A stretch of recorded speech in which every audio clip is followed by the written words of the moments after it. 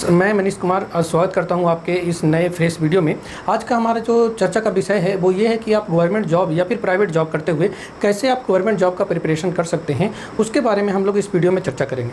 आप जानते हैं कि जैसे ही आप किसी भी गवर्नमेंट जॉब को बारे में प्रिपरेशन करने के बारे में सोचते हैं तो जो वर्किंग पर्सन है उनको सबसे बड़ा समस्या आता है टाइम मैनेजमेंट का, कि कब वो खाना बनाएंगे, कब वो ड्यूटी जाएंगे, कब उनके पास समय बचेगा ताकि वो फिर से वो रिविज़न कर सके, पढ़ाई कर सके। पहले मैं अपने बारे में कुछ बतला देता हूँ। मैं अभी एक क्लर्कियल पोस्ट पे एसएससी के थ्रू, सीएचएसएल के थ्रू हमारा रिक्रूटमेंट हुआ है और एक क्लर्कियल पोस्ट के थ्रू मैं गवर्नमेंट ऑफ इंडिया के एक इंस्टीट्यूशन में मैं काम कर रहा हूँ और मैं 2 सालों से यहाँ पे वर्किंग हूँ, करीब 2 सालों से यहाँ पे वर्किंग हूँ।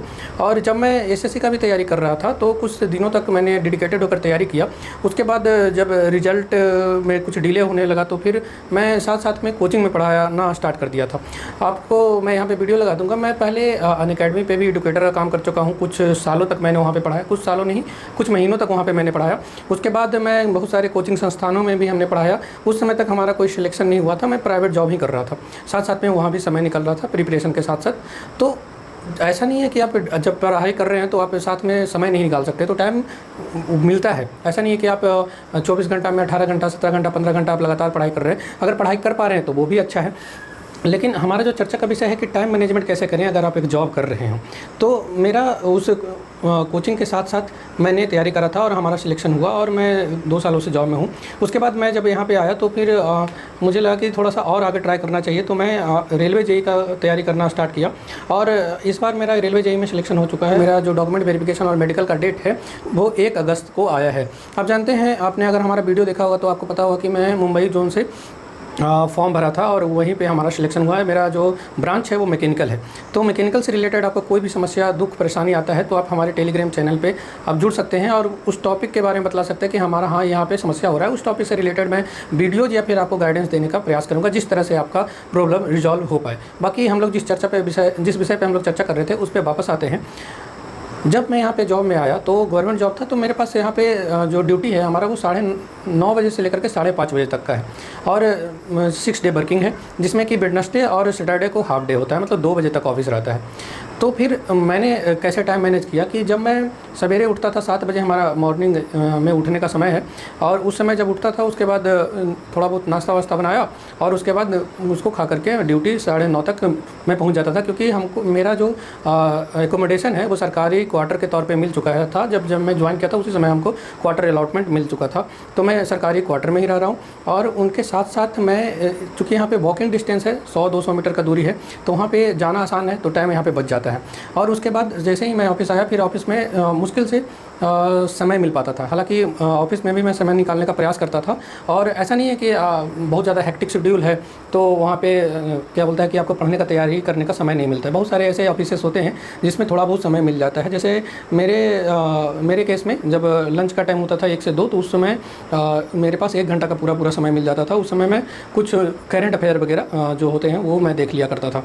उसके साथ साथ जब मैं 5 बजे ऑफिस से वापस आता था तो उसके साथ जैसे ही आता था, फिर उस फ्रेश होने के बाद, चाय कॉफ़ी पीने के बाद, मैं क्या करता था कि सबसे पहले आकर के मॉक टेस्ट स्टार्ट करता था, या फिर जो भी आपके पास अवेलेबल हो, टेक्स्ट बुक हो, ओलिव बोर्ड हो, जो भी हो, या फिर मेड इजी का भी मैंने टेस्ट सीरीज़ लिया था। तो कोई भी एक टेस्ट मैं डेली आकर के, जैसे ही मैं आता था तो 5 बजे आया, 6 बजे से मैं टेस्ट लगाना स्टार्ट करता था। 6 से 6:30, 7 बजे तक मैं टेस्ट देता और उसका एनालिसिस किया करता था।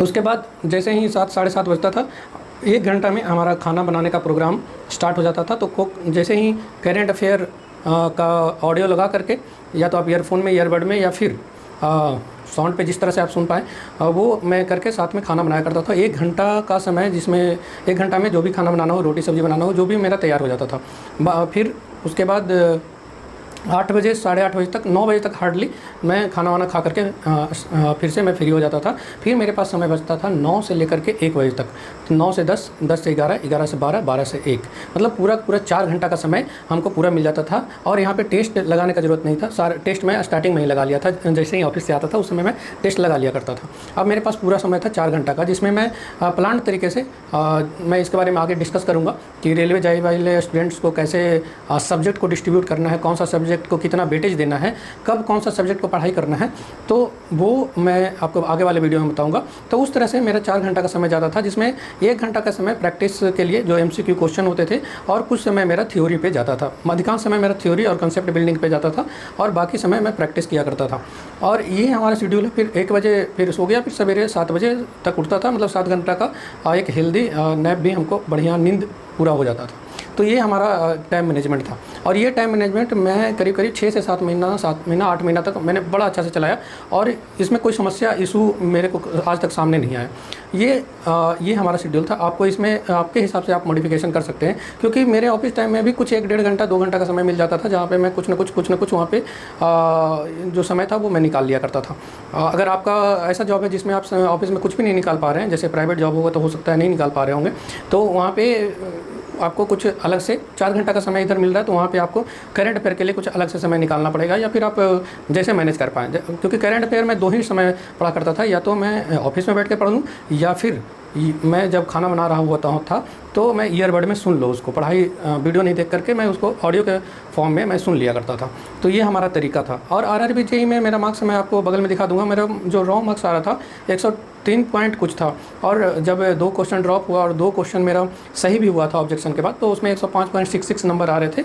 और मेरा CBT 1 में भी 78 मार्क्स आए थे, 78 पॉइंट कुछ मार्क्स था, जिससे कि मेरे सारे पोस्ट क्वालिफाइड थे CBT 1 में भी, और CBT 2 में भी कुछ पोस्टों को छोड़ करके, जैसे DMS को छोड़ करके मैं सारे पोस्टों के लिए एलिजिबल हूँ।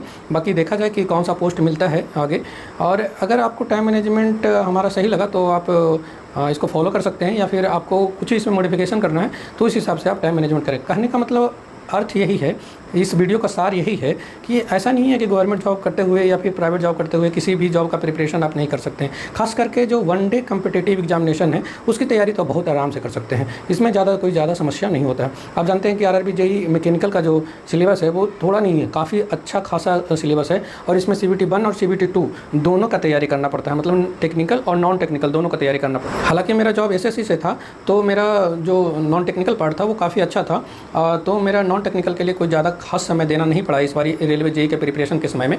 लेकिन टेक्निकल मेरा 2016 का पास आउट हूँ मैं BTech, तो उसके बाद से मैंने टेक्निकल, जब मैं कोचिंग संस्थान में पढ़ाया करता था तो मैं टेक्निकल प्रोडक्शन का पोर्शन कुछ पढ़ाया करता था, कास्टिंग और वेल्डिंग वगैरह, तो वो वाला पोर्शन वहाँ पे पढ़ा था। उसके बाद से मेरा छूटा हुआ है, मतलब कि मैं कुछ सालों से मैं वो पोर्शन नहीं पढ़ा था। उसके बाद अभी स्टार्ट करके मैंने पढ़ाई किया था। तो मतलब मेरा जो, अगर कोई पूछे कि कितने दिनों में आपका प्रिपरेशन RRB JEE का हो गया था, तो मैं कहूँगा हार्डली मेरा 6 मंथ में प्रिपरेशन मेरा टेक्निकल का हो गया था।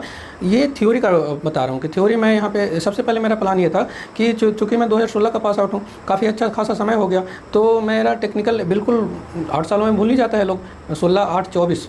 तो मैंने क्या किया कि जितने भी थ्योरी पोर्शन था उसको मैंने फिर से रिवाइज किया, टोटल पोर्शन, और वहाँ से मेरा रिकॉल हो गया सारा थ्योरी, मतलब बेसिक कॉन्सेप्ट बिल्डअप हो गया। उसके बाद मैं प्रैक्टिस पे आया और प्रैक्टिस करना स्टार्ट किया। तो आपको, अगर आप फ्रेशर हो, आप अभी पास आउट हुए हो, या फिर आप फाइनल ईयर में हो, तो आपका तो बेसिक अच्छा ही होगा। अगर आपने कॉलेज में अच्छे से पढ़ाई नहीं हुआ है, या फिर आपका सिलेबस पूरे अच्छा से कंप्लीट नहीं किया गया है, तो आप सबसे पहले यही काम करें कि आप क्या बोलते हैं कि आप बेसिक्स को कंप्लीट करें। उसके बाद का बस समय, जब 6 महीना बेसिक्स में हो जाएगा, उसके बाद आप 1-2 महीना में उसको रिवाइज करें। ठीक है, जो मेन उद्देश्य था कि टाइम मैनेजमेंट कैसे करें। ठीक है, तो आज के वीडियो के लिए यहीं छोड़ते हैं। बाकी अगर टेक्निकल के बारे में कैसे पढ़ना है, कहाँ पढ़ना है, कब कितना किसका वेटेज देना है, उसके लिए अलग से वीडियो बनाया जाएगा।